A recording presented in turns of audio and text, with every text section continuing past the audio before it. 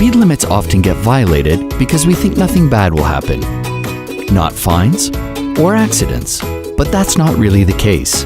In 2013, more than 160,000 road accidents occurred, injuring more than 200,000 people. And a majority of these accidents occurred because of speed limit violations. But together we can change that. Introducing Responsible Kilometers by InTouch. We plan to donate 1 million rubles to help those affected by accidents caused by irresponsible driving by making a donation every time someone drives responsibly. To join, download the OK InTouch app and turn it on while you drive, say, from home to work. The app will track your car's speed, and each journey will be recorded and analyzed. For every journey with a responsible speed, you'll get a green ticket. And the value of that ticket will be added to the growing donation bank.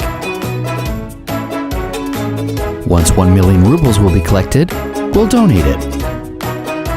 This way, every responsible drive will play a big part in helping to make the Russian roads safer and the whole world better.